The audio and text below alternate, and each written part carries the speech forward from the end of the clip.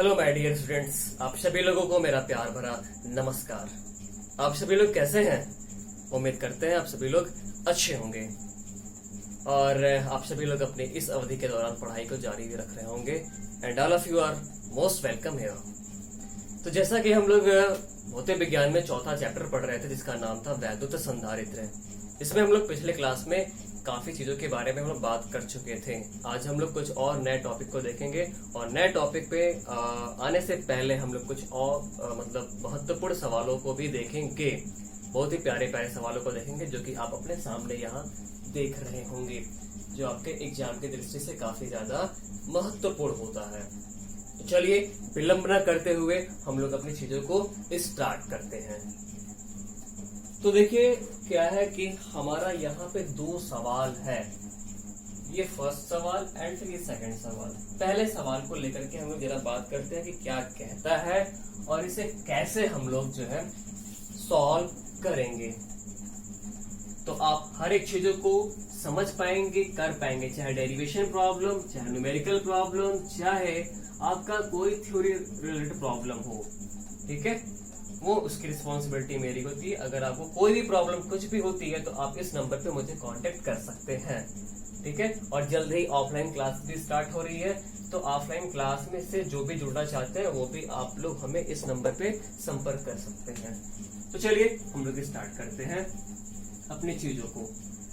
पहला सवाल जो हमारा है कि किसी समांतर प्लेट संधारित्र की धारिता। तो सवाल पे आने से पहले कुछ चीजें मैं बता दूं जो कि आपको मैं पीछे बता चुका हूं और उम्मीद करते हैं कि आपको वो चीजें दिमाग में होंगे भी अगर आप रिवाइज कर रहे होंगे। तो हर एक क्लास को पढ़ने से पहले आप पिछली चीजों को रिवाइज जरूर कर लिया करें।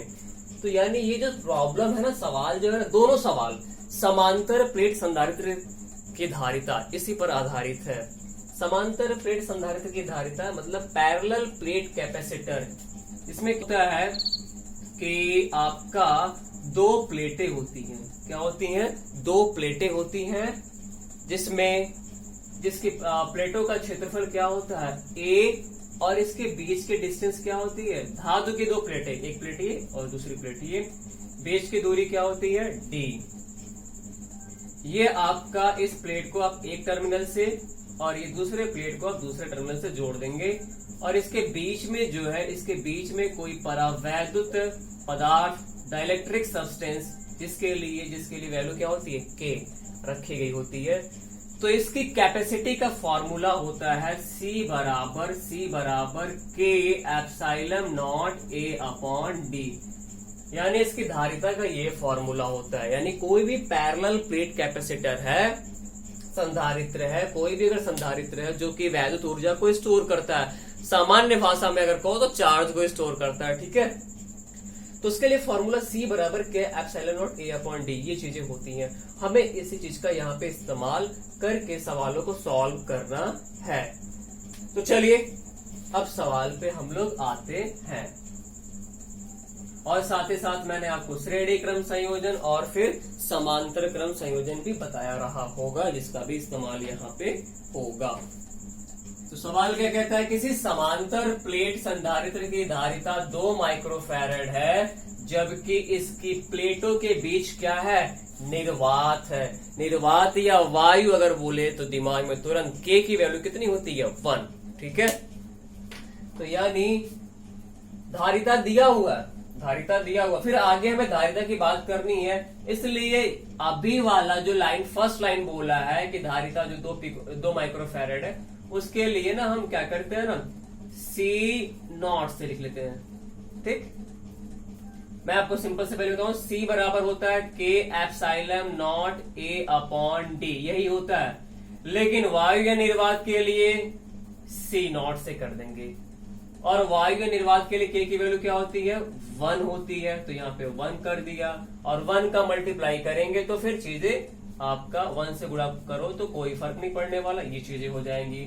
और इस C नॉट की वैल्यू दिया हुआ है, कितना दिया है सवाल में 2 माइक्रोफैरड। इतनी बातें हमने लिख लिया और ये हमारा जरूरत पड़ेगा। ठीक है, इतनी बातें लिख लिया। इक्वेशन नंबर 1, या समीकरण आप चाहे ना भी दो तो कोई भी दिक्कत नहीं, क्योंकि आप लोगों को अधिकांश लोगों को समीकरण से परेशानी होती है। तो चलो भैया, यानी ये चीजें मैंने यहाँ पे लिख लिया कि epsilon not a upon D, जहां भी अगर मुझे जरूरत पड़ा तो वहां पे 2 माइक्रोफैरड लिख सकते हैं। ठीक, तो पहले सवाल पे आते हैं। अब आगे बोला कि प्लेटों के बीच के स्थान को 2 परावैद्युत, यानी कोई 2 अलग अलग परावैद्युत पदार्थ हो सकता है, कागज हो, दूसरा कोई रबर हो, या फिर प्लास्टिक हो, या फिर मोम हो, वैक्स पेपर हो, ठीक है, या अवरक की पत्ती हो। तो यानी 2 अलग अलग, एक की वैल्यू कितनी है अगर मैं लिख दूं तो एक की वैल्यू 3 है और एक की वैल्यू 6 है। तो एक बार भरने का तरीका ये है और दूसरा भरने का तरीका ये है। हम पहले वाले पे फोकस करते हैं, ठीक है।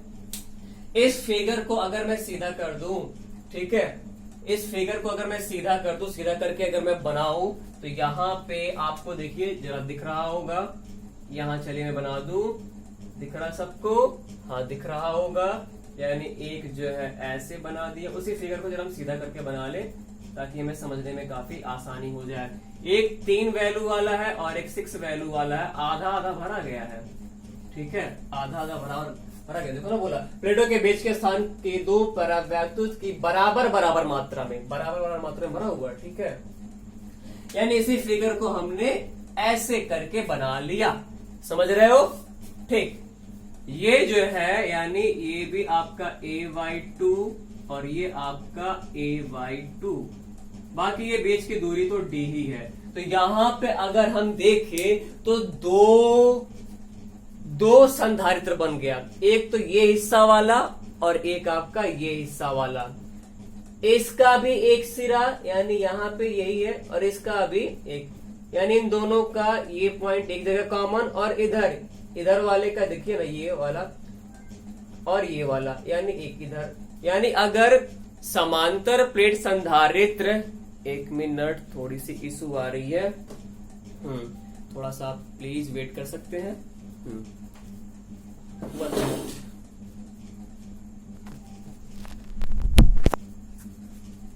हाँ जी, तो यानी यहाँ पे 2 संधारित्र बन रहे, 2 समांतर प्लेट संधारित्र है, यानी इस वाले का एक पॉइंट एक कॉमन और इधर वाले का दूसरा पॉइंट दूसरी जगह कॉमन। अगर ऐसा होता है यानी समांतर प्लेट संधारित्र के अगर एक पॉइंट एक जगह कॉमन हो, दूसरे पॉइंट दूसरी जगह कॉमन हो, तो ऐसे को बोलते हैं समांतर संयोजन। कौन सा संयोजन? समांतर संयोजन। 2 संयोजन बताया था, एक समांतर संयोजन और एक आपका श्रेणी क्रम संयोजन। तो ये कौन सा संयोजन बन रहा है? समांतर क्रम संयोजन।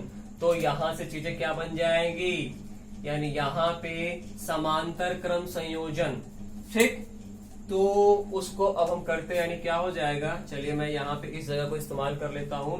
यानी C बराबर क्या हो जाएगा? C1 प्लस C2, C1 इसके लिए, C2 इसके लिए, ठीक। तो क्या हो जाएगा? फॉर्मूला बताया था K epsilon not A upon D। K माने K1 एप्सिलॉन नॉट, और ये वाला जो समांतर प्लेट संधारित्र बना हुआ है इसके लिए प्लेट के एरिया, अरे पूरा A था, आगे होगा ना, यानी यहाँ पे जो एरिया आता है A माने क्षेत्रफल, तो यहाँ पे क्षेत्रफल कितना लिखा जाएगा? a/2। अब बटा में दूरी प्लेटों के बीच, यानी इसके लिए प्लेटों के बीच की दूरी कितनी बन रही है भैया? D। कितनी बन रही है? D। तो यहाँ पे D ही लिखा जाएगा, प्लस दूसरे वाले के लिए फिर फॉर्मूला दिमाग में रटिए, K epsilon not A upon D। तो क्या हो जाएगा? K2 एप्सिलॉन नॉट, और फिर इस वाले का जो ये जो बन रहा है आपका संधारित्र, ये जिसमें 6 वैल्यू वाली भरी गई है पदार्थ, उसके प्लेट का भी क्षेत्रफल a/2 अपॉन, और इसके लिए भी दूरी देखिए ना, इसके बीच की दूरी कितनी है? D है। तो क्या हो जाएगा? बटा में D। ए लाइनें सबको दिख रही हैं? हाँ दिख रही हैं। K2 एप्सिलॉन नॉट a/2 बटा D, ठीक। तो अब आगे क्या हो जाएगा? एक लाइन में और लिखना चाहता हूं। इसमें देखिए कॉमन क्या बन रहा है? Epsilon not. क्या कॉमन बन रहा है?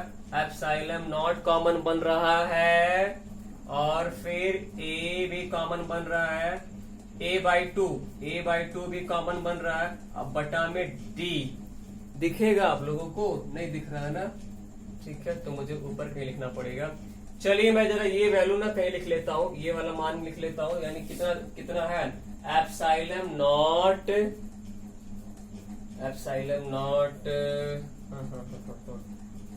जगह की कमी पड़ रही है, ठीक, कोई बात नहीं, कोई दिक्कत नहीं, मैं इसको हटा देता हूँ क्योंकि इसका हम लोगों ने यूज कर लिया। तो देखिए आगे क्या हो जाएगा, यहाँ इसके बाद यहाँ लिखते हैं, ठीक है, दिखेगा सबको दिखेगा, कोई परेशानी नहीं होना चाहिए।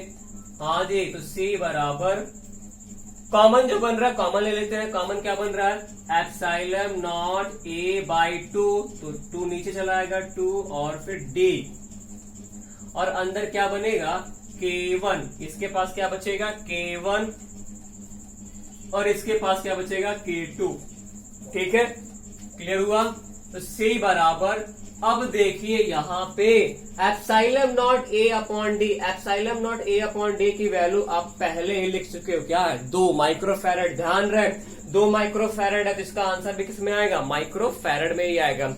आप इसे फैरड में भी बदल सकते थे, 2 × 10⁻⁻⁶ करके, लेकिन कोई दिक्कत नहीं। तो यानी एप्सिलॉन नॉट a/d की वैल्यू 2 और बटा में 2 और ब्रैकेट में K1 की वैल्यू कितना, K1 की वैल्यू 3 और प्लस K2 की वैल्यू 6, तो 2 से 2 कट जाएगा, यानी C बराबर 6 और 3 9 माइक्रोफैरड। ये आपका आंसर हो गया फर्स्ट वाले कंडीशन का आंसर आ गया, ठीक है। चलिए दूसरे वाले पे आते हैं, ठीक, उम्मीद करते हैं चीजें आपको क्लियर हुई होंगी। परेशानी होगा दोबारा वीडियो देखना, आप उसको पीछे करके फिर भी दिक्कत होगा तो आप मेरे से पूछ सकते हो मेरे संपर्क सूत्र पे, ठीक है। चलिए जी, तो अब हम लोग सेकंड पे इससे बात करते हैं, इस वाले सवाल को, इसको भी जरा ये ऐसे है ना सीधे कर लिया जाए, सीधे कर लेंगे अगर तो कैसा हो जाएगा, यानी ये इस तरीके का हो जाएगा, ठीक, यानी ये आपका 3 वैल्यू वाला और ये दूसरा वाला जो है दूसरा आपका, यानी दोनों बराबर मात्रा में भरे गए हैं, ठीक है। यानी इसी फिगर को हमने ऐसे बना लिया, ये 3 वाला है और ये 6 वैल्यू वाला है, ठीक है। ये आपकी मेन प्लेटें थी और ये जो डिस्टेंस कितनी है d/2 पे ये भी भरी गई है और d/2 पे ये भी भरा गया है। तो जब अगर आप ऐसा देखेंगे तो यहाँ पे क्या होगा, यानी एक तो ये संधारित्र बन रहा है जिसमें 3 वैल्यू वाला भरा गया है और दूसरा आपका 6 वैल्यू वाला ये संधारित्र बन रहा है, ठीक है। इसको करने का 2 तरीका, एक तो आपका जो आंशिक रूप वाला फॉर्मूला आता है C बराबर epsilon not a/d minus bracket में T1 plus T2 plus T1/K1 plus T2/K2, ऐसा करके फॉर्मूला बताया रहा होगा, ठीक है। बट हम ऐसे ही करते हैं। तो देखो भैया, यानी एक संधारित्र आपका ये बन रहा है, एक संधारित्र ये वाला बन रहा है और एक संधारित्र ये, तो जस्ट इसका सिरा तो यहाँ पे है और इसका फिर ये आगे से, फिर इसका अगला यहाँ पे, तो यानी जस्ट अगले के बाद अगला अगर ऐसा आएगा, अगले के बाद अगला, तो कौन सा क्रम, समांतर नहीं, कौन सा क्रम, श्रेणी क्रम, ठीक है। तो यानी यहाँ पे कौन सा क्रम बन रहा है, श्रेणी क्रम बन रहा है। और श्रेणी क्रम के लिए देखो भैया, वो चीजें मैंने मिटा दिया, वो चीजें हमारा क्या था, वहां दिया था, आपको याद होगा पीछे एप्सिलॉन नॉट a/d की वैल्यू 2 माइक्रोफैरड, ठीक है, याद होगा आपको। तो यहाँ पे आपका बन रहा है श्रेणी क्रम, क्या बन रहा है, श्रेणी क्रम। और श्रेणी क्रम के लिए फॉर्मूला होता है 1/c बराबर 1/c1 प्लस 1/c2, ठीक है। तो 1/c बराबर 1/c1, तो 1/c1 की वैल्यू क्या हो जाएगा, C1 की वैल्यू अगर आप लिखोगे तो क्या बनेगा K epsilon not a/d, K epsilon not. अच्छा, ये वाला जो है जिसका ये पूरा एरिया आ रहा है ना, पूरा ये जो है पूरा क्षेत्रफल, तो यानी एरिया ए ही लिखा जाएगा। बस अंतर क्या है, अंतर क्या है? अब ये क्या है, कितनी दूरी में भैया? d/2। पिछले वाले में a/2 हुआ था और यहाँ पे d/2, क्योंकि बताओ ना ये कितनी दूरी में भरा? पूरी दूरी में। 3 वाला पूरी दूरी में भरा है? नहीं भाई, केवल d/2 में भरा है। अब प्लस 1/k2 यानी ये वाला, एंड फिर क्या हो जाएगा? एप्सिलॉन नॉट, ये भी तो पूरा का पूरा एरिया आ रहा है, पूरा का पूरा क्षेत्रफल आ रहा भैया, ठीक है, और d/2, ठीक। तो 1/c बराबर क्या हो जाएगा? क्या लिख सकते हैं इसको? हाँ, ये आपका ठीक बटा के बटा है ना, तो d अपॉन हो जाएगा k1 यानी 2k1 एप्सिलॉन नॉट a, अब प्लस फिर ये आपका d चला जाएगा ऊपर और क्या बनेगा? 2k2 एप्सिलॉन नॉट a, ये बनेगा, ठीक। अब इसके आगे करते हैं, ये चीजें हमारा हो गया होगा तो इसको मिटा देते हैं, अब चलिए, ठीक। देखिए ये k1 epsilon not a upon d, फिर वो बटा 2 है, तो ये वाला d ऊपर जाएगा, 2 जो है इनके साथ आएगा, 2 इसके बटे ये ना, 2 इसके साथ आएगा, और ये d वाला तो ऊपर चला जाएगा, ठीक है। कॉमन क्या बन रहा है? जरा यहाँ पे देखोगे तो 1/c बराबर कॉमन क्या बन रहा है भैया? ले लो ना common, d/2 epsilon not a common बन रहा है, ठीक। अंदर क्या बचेगा? 1/k1 प्लस 1/k2, ये चीजें आएंगी, ठीक। आगे देखिए 1/c बराबर, अच्छा epsilon not a upon d की वैल्यू आपको पता था 2, epsilon not a upon d की वैल्यू शुरुआत में ही लिखा था 2, तो d upon epsilon not a है ना, यहाँ पे d upon epsilon not a है, तो 1/2 हो जाएगा, यानी 2 तो है और यहाँ पे उल्टा है तो 2, 1/2 मतलब नीचे, ठीक है। और अंदर क्या हो जाएगा? 1/k1, क्योंकि देखो भैया epsilon not a upon d की वैल्यू 2 दिया था, तो लेकिन यहाँ पे d upon epsilon not a इसलिए 1/2 लिखा, माने नीचे आ गया। k1 की वैल्यू 3, k2 की वैल्यू 6, तो यहां से क्या हो जाएगा? 1/c बराबर 2 दूनी 4, अंदर एलसीएम 6 का होगा, 3 दूनी 6, 6 कम 6, 2 और 1 3, 3 दूनी 6, तो क्या हो जाएगा? 3 दूनी 6 और 2 चौके 8, तो C बराबर 8 माइक्रोफैरड, ये आपका आंसर।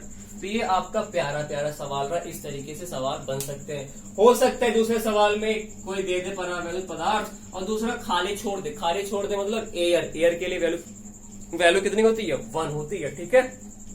तो वहां पे आप K2 या जो भी हो उसकी वैल्यू 1 रख देना, ठीक है, सवाल आपके होंगे। तो चलिए अगले सवाल पे आते हैं। तो ये हमारा प्यारा सवाल रहा, उम्मीद करते हैं चीजें आपको स्पष्ट हुई होंगी। फिर भी अगर कोई समस्या हो, कोई परेशानी होगा तो आप मुझसे पूछ सकते हैं, ठीक है, ठीक। तो बिना टेंशन, बिना किसी तनाव, बिना किसी दबाव की चीजों को सीखते रहिए, हंसते रहिए, मुस्कुराते रहिए। चलो भैया अगला सवाल क्या, ये भी समांतर प्लेट संधारित्र की धारिता पर ही सवाल है, और इसको करने से पहले कुछ चीजें मैं बता दूं। समांतर प्लेट संधारित्र होता क्या? इसमें 2 प्लेटें होती हैं, बीच में कुछ ना कुछ डिस्टेंस होता है, दूरी होता है, प्लेटों का एरिया A होता है, और हाँ अगर या तो आप खाली भी छोड़ सकते हो, खाली छोड़ोगे तो K की वैल्यू 1, या फिर इसके बीच में आप जो है ना, इसके बीच में कोई K वैल्यू वाला कोई भी परावैद्युत पदार्थ रख सकते हो, कागज, रबर, प्लास्टिक, ठीक है, ये सारी चीजें। अच्छा इसमें ये वाला प्लेट जो है अलग टर्मिनल से, ये वाला अलग टर्मिनल से, बैटरी से जोड़ रहे हो इसको प्लस से और इसको किससे जोड़ दोगे? माइनस से। लेकिन अगर आपने ऐसा कर दिया, चलो ठीक है, बीच की दूरी D है, प्लेटों का एरिया A है, कोई परावैद्युत पदार्थ ये रखा हुआ, लेकिन अगर इन प्लेटों को अगर आपने ना आपस में जोड़ दिया, तब ये संधारित्र की तरह कार्य नहीं करेगा, चार्ज को स्टोर करेगा ही नहीं। वैद्युत ऊर्जा को स्टोर नहीं करेगा। कहने का मतलब सिंपल सा कि अगर समांतर प्लेट संधारित्र को दोनों प्लेटों को आपस में ही जोड़ दोगे तब ये कैपेसिटर की भांति कार्य नहीं करेगा। तभी करेगा दोनों प्लेटें अलग अलग टर्मिनल से जुड़ी होनी चाहिए। बड़ी प्यारी बातें बताई हैं और ये सवाल ये कॉन्सेप्ट काम आएगा इन सवालों को हल करने में और जो कि कॉम्पिटिटिव एग्जाम में पूछे जाते हैं। तो चलिए भैया आते हैं इस सवाल पर। तो यहाँ पे बोला धातु के 4 समान प्लेटें। देखो ये मैंने ब्लैक से जो बनाया है ना, ये 4 प्लेटें हैं। अब इनका एरिया ए है। ये प्लेटें वायु में यानी इनके बीच में क्या एयर है, डी मीटर की दूरी पर रखी गई है। यानी जो प्लेटें हैं प्लेटों के बीच की दूरी डी की दूरी पर रखी गई है और चित्रानुसार आपस में जुड़ी हैं। तो बोल रहा ए और बी के बीच कितनी धारिता बनेगी, ए और बी के बीच धारिता पूछ रहा है। तो चलो, यानी अगर मैं बात करूं इस प्लेट को, अगर मैं नंबरिंग कर दूं, plate number 1, plate number 2, plate number 3, plate number 4। तो देखो यहां से 1 और 2 ये दोनों संधारित्र बनाएंगे, 1 और 2, क्योंकि इसका अलग जगह से और इसका ये वाला प्लेट अलग जगह से। तो यानी 1 और 2, 1, 2 एक तो पहली बार संधारित्र बना लेंगे। 2 और 3 बनाएंगे क्या? नहीं बनाएंगे। 2 और 3 नहीं बनाएंगे क्योंकि 2 और 3 देखो ये आपस में ही जुड़े हैं और बोला कि अगर ये आपस में जुड़े होंगे तो ये संधारित्र की भांति कार्य नहीं करेंगे। तो 2 और 3 जो है ये संधारित्र नहीं बनाएंगे, 1 और 2 बनाएंगे। फिर 3 और 4 देखो 3 अलग और 3 वाला अलग जगह से और 4 वाला अलग जगह से। ठीक है, तो 3 और 4 जो है ये संधारित्र बनाएंगे। तो इसमें ये जो भी 1, 2 और 3, 4 इनका एक पॉइंट एक जगह से, दूसरा पॉइंट दूसरे जगह से, तो ये संधारित्र बना रहे हैं। और को भी किस क्रम में? समांतर क्रम में। किस क्रम में बनेंगे? ये समांतर क्रम में होंगे क्योंकि इनका एक पॉइंट एक जगह से, दूसरा पॉइंट दूसरे जगह से। ठीक है, तो समांतर क्रम। कौन सा क्रम? समांतर क्रम में ये बनेंगे। ठीक, तो चलो भैया लगा दो ना फॉर्मूला, यानी C बराबर क्या हो जाएगा? C1 plus C2। C बराबर क्या हो जाएगा? C1 की वैल्यू वायु है तो वायु के लिए 1 यानी epsilon not A upon D। Area A था, क्षेत्रफल A दिया हुआ है और दूरी तो D होगा। फिर इसके बाद आपका 1 into epsilon not A upon D, ये चीजें हो जाएंगी। तो C बराबर यहां से 2 epsilon not A upon D, ये आपका यहाँ धारिता का मान निकल करके आ गया। ठीक है, ऐसे ठीक यहाँ पे करेंगे। ये और ये बनाएंगे, ये और ये बनाएंगे, इधर ये और ये बनाएंगे, यानी यहाँ पे 3 बनेंगे, 3 और तीनों के दोनों किसमें होंगे? समांतर क्रम में होंगे।